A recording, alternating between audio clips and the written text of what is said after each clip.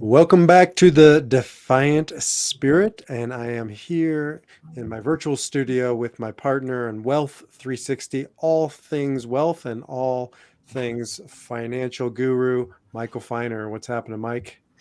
Not too much. Just back from our office in Naples, Florida, and where it was warm, and now freezing to death here in Boston. So, how are the folks doing down in Florida?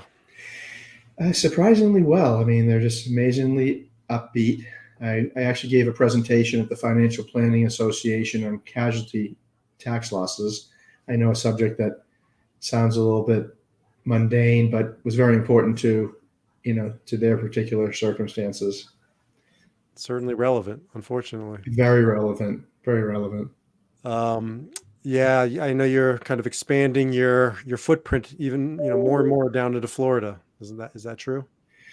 Well, a lot of people, as where you are in Colorado, like to be warm in the winter, Mhm. and Florida has a lot of positives from a tax perspective. But I think most of it seems to be lifestyle. People, probably a third of my clients seem to migrate to South Florida for the lifestyle, the warmth, and a bunch of other opportunities. We'll have to run some Enneagram assessments on the types of people who go to Florida, maybe versus like California and Arizona. I'm sure that. Yeah, I would suspect they fall into a certain category. People who like the sun. Probably, I suspect the topic today might have a lot of people who like to go to Florida, South Florida.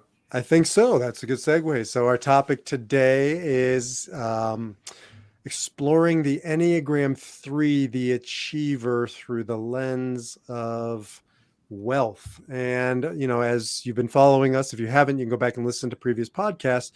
We've tried to be a little more methodical the past few weeks, and we've gone through Enneagram 1, 2, and now 3.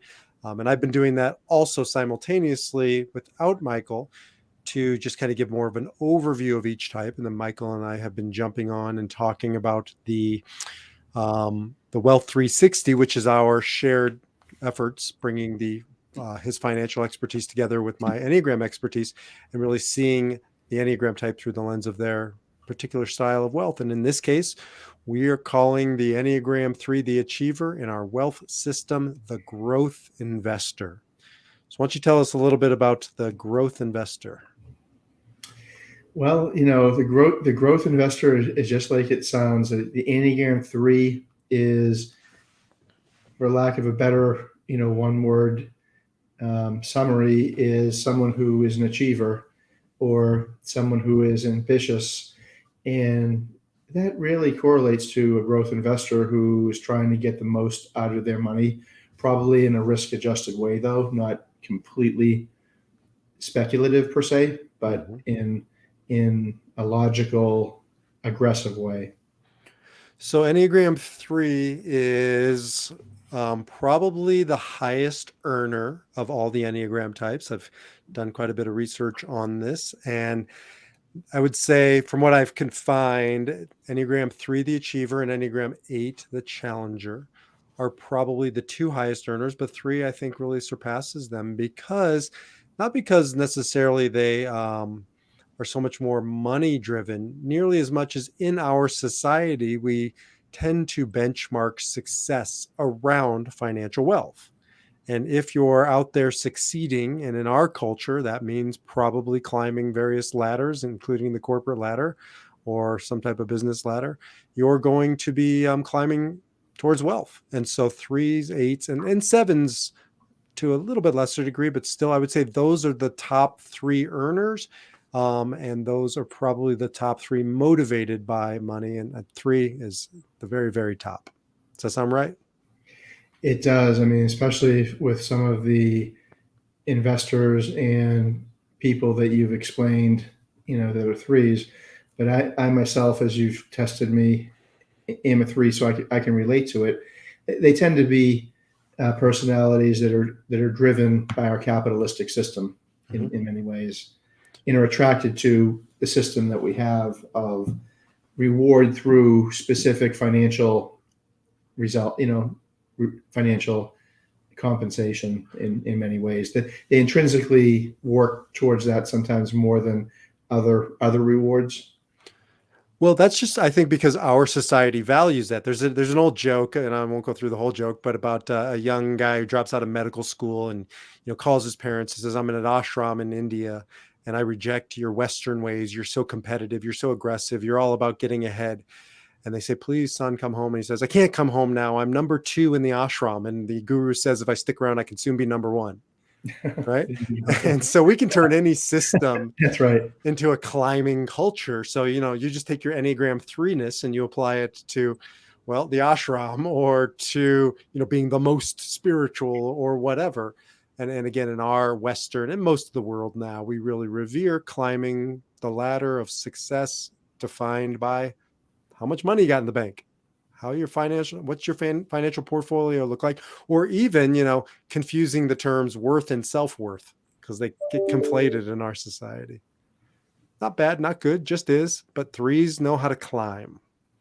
I would just say for our audience, you are an Enneagram 3, and we haven't gotten into, we're not going to go into it in this podcast episode, but there are subtypes, and you're the muted Enneagram 3. So you don't usually come across as a 3. When I've worked with some of our shared clients, we have clients who utilize Michael for his financial expertise and me for my Enneagram expertise and helping them navigate life.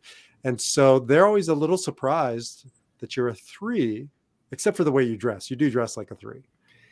Yeah, I can't. Am I 3 or a 1 or both? You definitely have both, but 3 but and 1. but self-preservation, which is a subtype, is a little more muted. It's a little more don't let them see you sweat kind of a 3, whereas the other 3s are really visibly 3-ish. Yeah, I mean, I think, well, obviously, since you pointed it out to me in particular, I definitely look at things like from that first step, second step, third step, next step mentality, no matter what the situation is, for better or for worse. I think that's one thing, why threes can be growth investors or other things. They want to see step one followed by step two, step three, and they want to see improvement in each position. That's a They're great just point. built that way. They're wired that way for just the next step.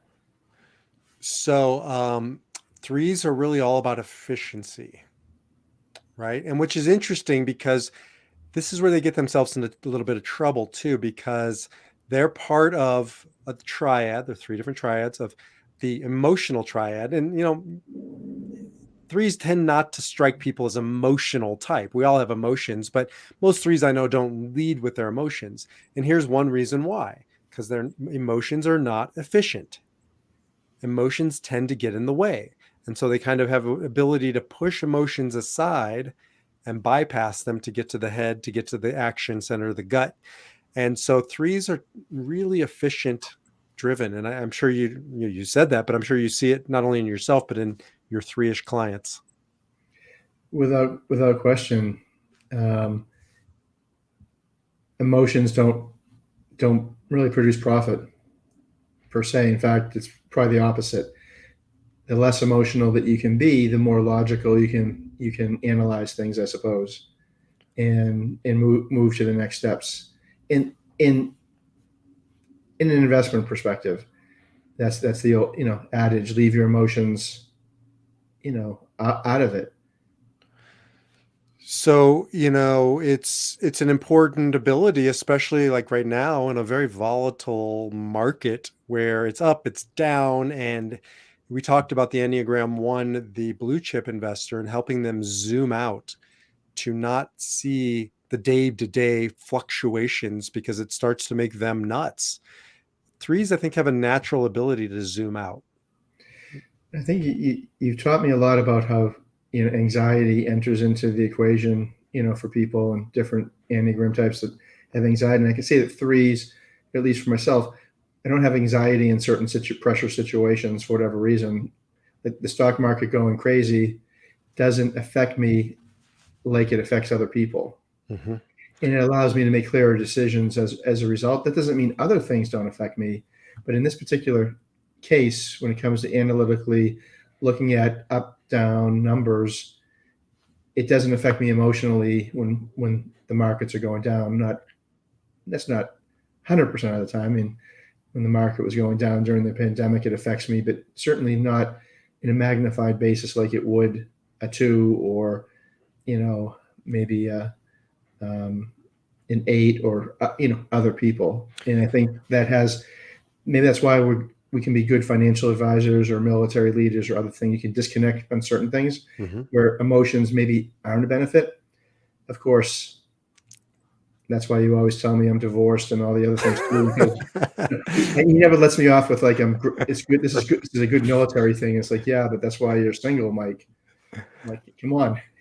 um, So that's why I say I do understand that.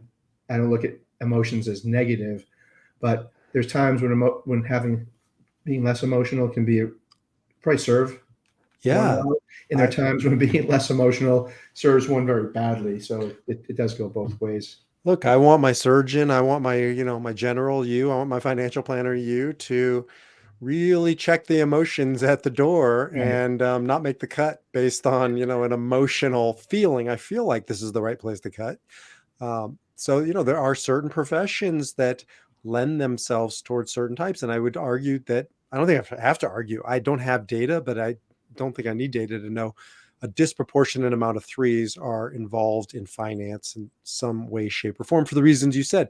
And in our Enneagram system, the Wealth 360 system, we have a section called risk and reactivity. And what's interesting about the threes is they're the only ones that are high. They have a high risk tolerance for some of the reasons we talked about, and a low reactivity.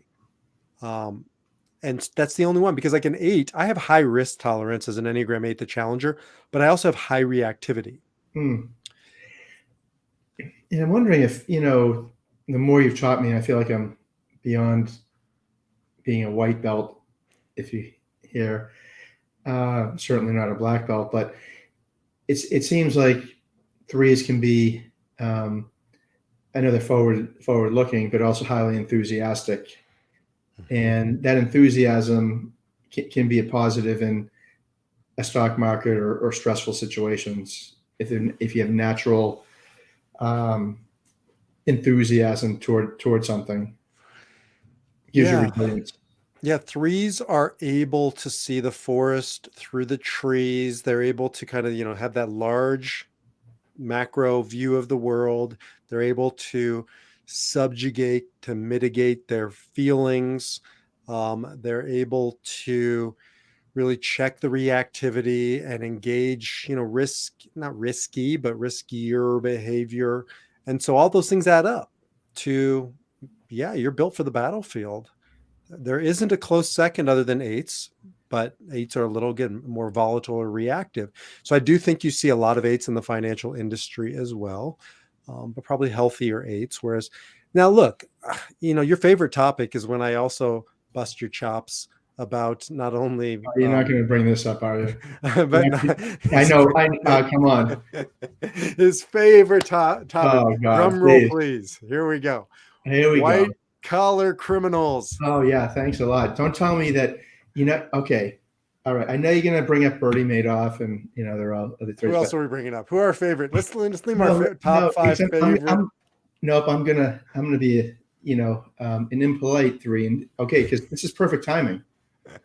So what about the latest disaster in the financial community, the FTX crypto crisis? I don't know how much you're following for Sam Bankman Fried.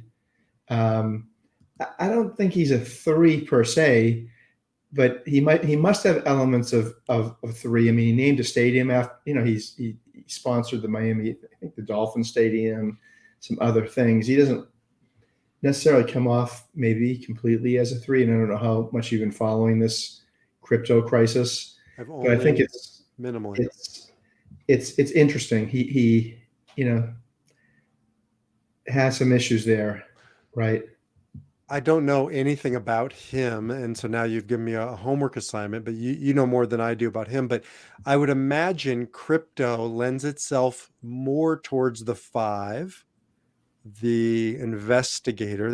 They tend to be, although they're conservative, we call them the conservative investor in our type. They're only conservative in areas that they don't have understanding. But if they have understanding, right, then they don't need to be so conservative. And I've seen a lot of fives are really invested in crypto. Would you imagine he could be a five? Well, you've had a good setup. I was thinking he probably is a five, and he's a uh, definitely think a real smart guy.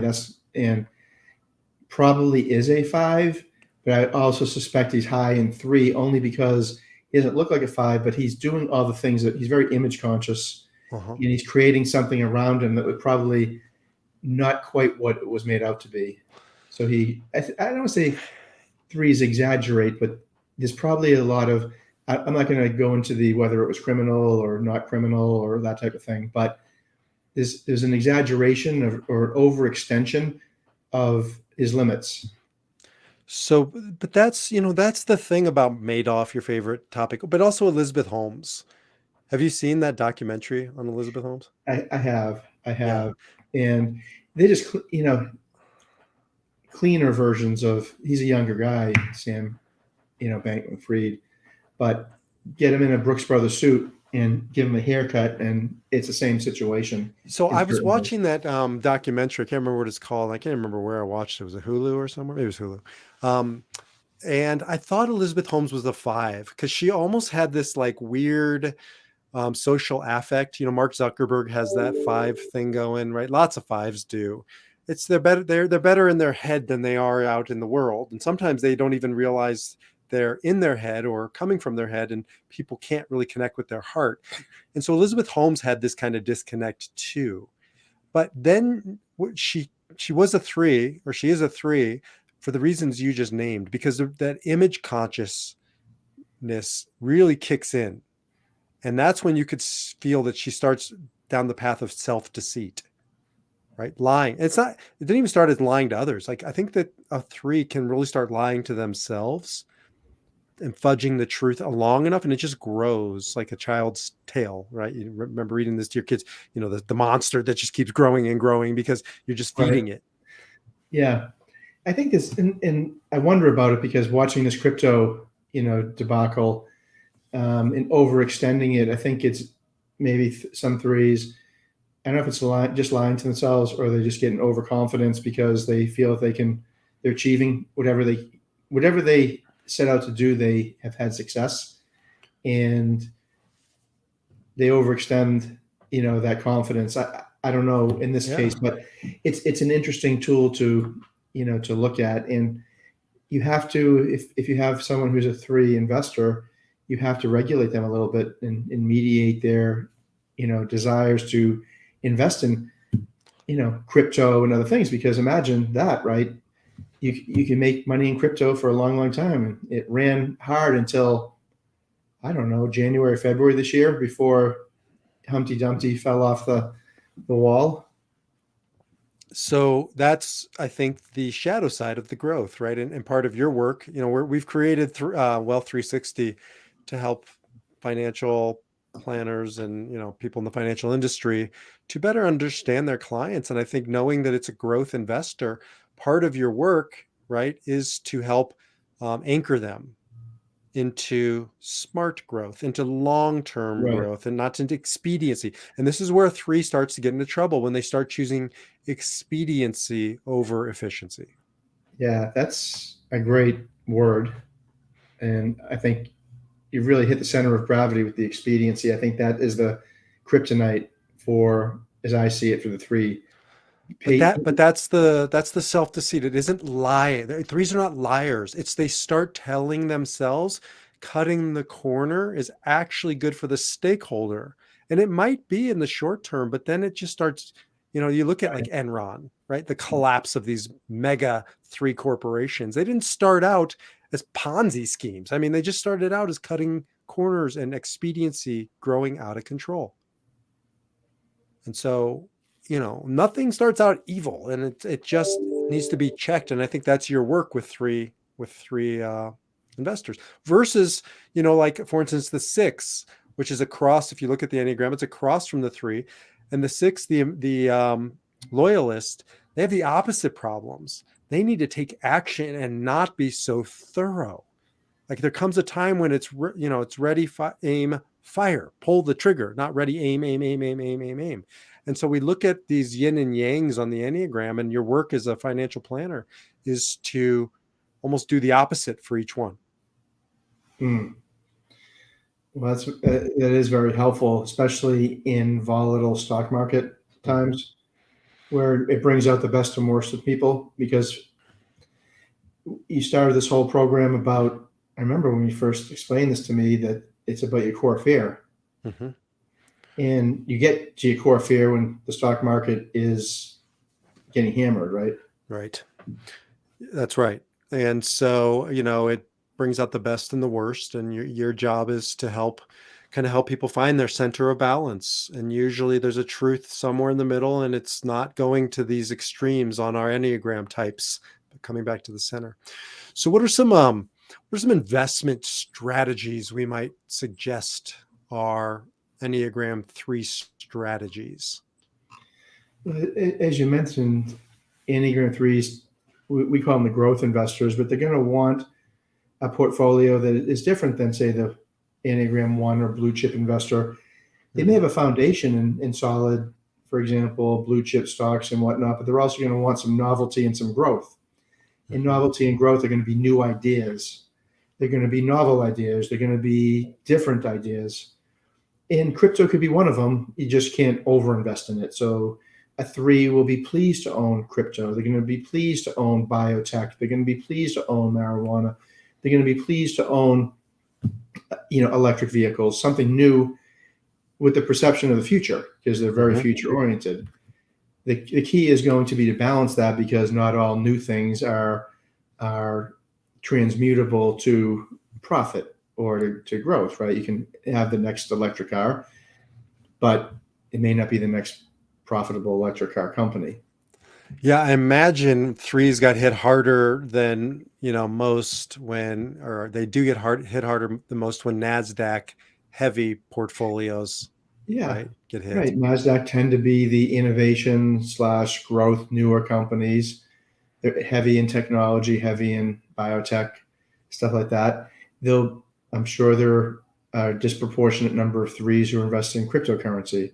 Mm-hmm. You're not going to have many sixes in cryptocurrency. You're going to have more threes and stuff like that. So it's probably regulating their passion for too much growth. Again, too much of a good thing, as you say, right? To make sure there's controlled growth. So that's interesting too, because, and you just named it, threes are probably the most image conscious of all Enneagram types. Twos as well, but twos do it more from a relationship perspective. And threes, if they do it, they're doing it more from a status perspective. So for instance, threes were probably early adopters of Tesla. Now it's kind of a thing. But I Right. think threes really got into that until, in some ways, probably until it became a thing. And now they're on to the next thing. No, you're exactly right. So knowing that image conscious, and so for instance, I know a couple threes who were really pushing me a year ago or something on Dogecoin. Like I'm an eight. Like that thing I have no control. I can't even wrap my head around it. So I'm really not all that interested in investing in it. Yeah. But Well, but that but Doge, crypto was no longer enough, and now it was like the nuance of crypto. That was the cool part, right? the growing part of crypto. No, you're right. 5 years ago, a three being in crypto, that you were the cool kid. Mm-hmm. Then everyone understood crypto, so it wasn't about crypto. It was about some nuance, you know, within crypto. So no question about it. So it's just checking that. It's not bad or good. It's just really as a three, if you're a growth investor out there listening, or if you're working with Michael, he'll steer you in this direction. But it's just about knowing our reaction, our tendencies, if we're unconscious, and just kind of checking where is that coming from? Why am I, shifting my money over to Dogecoin? What's the intention behind it? And that's why I love the Enneagram, because there's a lot of personality assessments out there that talk about, what we do and how we do it, but the Enneagram really gets into the why. And for an Enneagram 3, just checking the why of the status piece. Because threes, coming back to our why, threes are really driven by this need to be successful. And that comes from a fear deep, deep down of being a failure. And so really kind of understanding that can just help temper some of these investments and make better investments. Yeah, I think you hit the nail on the head in balancing that with the ability of a three to zoom out, which is the strength that can help other three investors not be expedient. Mm-hmm. And I think that's the key to success because they are able to zoom out. Yet the dark side is they want to be expedient. So those two things, I mean, who wins that battle of the? Well, there's some great victors out there. I would say that putting together information for our program Wealth 360 was very easy when it came to the threes. It was not so easy with the Enneagram fours, the individualist. But if you look at, here's just a quick snapshot of some threes: Jeff Bezos, Lee Iacocca, Phil Knight, Oprah Winfrey, Michael Bloomberg, Jack Welch, Dave Ramsey, Steve Ballmer, Tim Cook, Sheldon Adelson. I'm going to cut it off there. The list goes on and on. So there are many, many examples of people who chose effectiveness over expediency. And it can be done, and we can defy our number. I'm not going to shame Michael by reading all of the white collar criminals, but that's the Well, flip side of it. you did put one on there which kind of resonated with me only because I watched the movie on the plane when I came back from Naples, and that was Elvis. Ah, Right? I mean, talk about talent, talk about achievement, talk about rise, a meteoric rise. and then a crash. Well, the crash, his expediency of drugs, of whatever self medication, whatever else he was doing to help, keep that pace. Mm-hmm. He died at what 42 or 43. Crazy. I remember exactly where I was when I heard he died in August of '77. It was right before my bar mitzvah, believe it or not, like a month before, and it was stunning. Right, that of all Elvis, right, the top of the world, had died, and no one knew the backstory of it. Right, his lifestyle, and it seems like that's expediency. And when you mentioned Jack Welch, the same way, this Jack Welch was he was the pinnacle of this is you do it like Jack Welch, GE. Mm-hmm. Now, that's sort of reversed itself. There are books and there's a viewpoint out there that he destroyed capitalism, right? That's the latest book, Mm-hmm. and some of the thesis that he gutted too many companies for expedient, and expediency is the word Mm-hmm. in many ways, the dark side of capitalism. So you make so many points. I won't go into Andrew Carnegie or other things, but I love how you make sure that there's a yin and yang in each of these approaches. Well, we need them all. We have them all within us, and the question is how much access do we have to these, to the higher side and the lower side of each type? And so we have that both capabilities within us. The other thing I was listening to. Do you ever listen to Sports War? A great podcast. It's on Wondery. No, I can't say. So it's fantastic. It's almost as good as ours.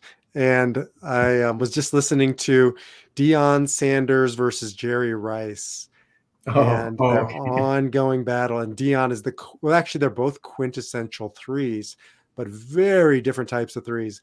And Deion Sanders, right, was just so or it's the ultimate image oriented, image conscious. And he hit a break point. I remember this, but I was shocked listening to it. There came a point when he tried to kill himself in the Really? yeah, he tried driving off a cliff because he couldn't take it anymore. And he just hit this point break. And then he kind of had a born again wake up call and really changed his life around.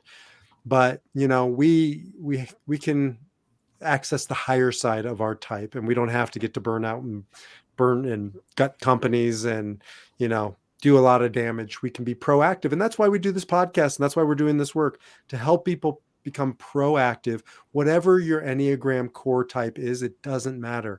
There isn't one that's better than the other. There are some that are more conducive to growing wealth and to engaging wealth, but you have access to wealth, and you have access to accumulating wealth and generating wealth, any Enneagram type. And that's why we've created this to, I think, help you maximize your abilities. And so, using this system and working with Michael and myself, we believe can really help you grow to the high side of your Enneagram number. And yes, in our society, it's very important to also grow your wealth.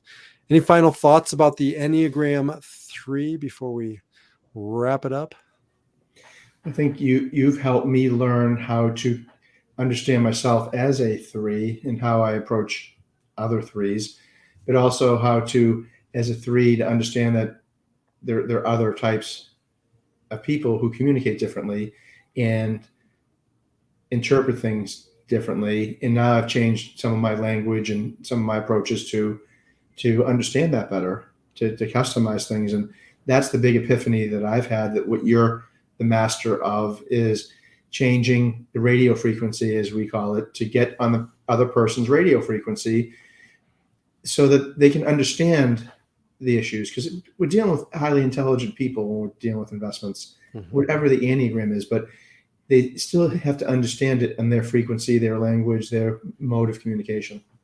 Yeah, I've spoken to a couple of your clients who are probably Enneagram 2s or certainly not 3s, and they've said that you are able to connect with them at an emotional level and speak to them to allay their fears, their emotional fears around their finances. But that's because of what you just said, because you're tuning into their radio frequency, you're speaking their language, you're seeing the world now through their lens. And that's all we can do in this life. They're masters. If you're an Enneagram 2, listen to our previous podcast about the legacy investor. They're not necessarily masters in the financial domain. Typically, they can be, but they're masters in the relationship domain. And so money is just a relationship, right? That's all it is. It helps us connect with other people, connect with ourselves, connect with our values. And so really appreciating the value that each Enneagram type brings and seeing them through that lens. And that's what you're doing. So, you've become a master in that. No, I'm just on board your magnificent system that you've created here, and I'm proud to be a student of your system here, because it really is a masterful approach to looking at how you took the Enneagram to apply this towards wealth and other domains that you're doing, but particularly toward wealth, which, as you said, like it or not, is very critical part of our lives. I'll end with this, and that is a couple people have said to me, well, why wealth? Like, it's not really your thing, B, and it's not really my thing. However, I counsel people all day, every day. And I came to realize like 20 to 50% of my conversation revolved around some way, shape, or form wealth. Here's a homework assignment for people listening. Count how many times tomorrow you engage with money. Now, I haven't touched a dollar bill like in months, but from the moment I get up, I'm dealing with it through Amazon, to the moment I go to bed, dealing with it through this, that, and the other, on Facebook, advertisements popping up all day, every day. We're bombarded with issues of money, finance, and wealth. So it's part and parcel of our life. And if we can understand it in a much more meaningful, proactive, powerful way, then we're going to improve our relationships, our lives, and yes, accumulate greater wealth. So that's it, my friend. That's what we're doing. Can't top that. So we will see you next time. Make sure you listen to the other podcast this week about the Enneagram 3, where we will talk about other things other than wealth, but it all comes together under the umbrella of the Defiant Spirit. And you can listen to the previous conversations about our investor types, Enneagrams 1 and 2, and stay tuned for future types as we continue to move forward. We're going to hit them all. So until then, defy your number and live your spirit. Thanks, Mike.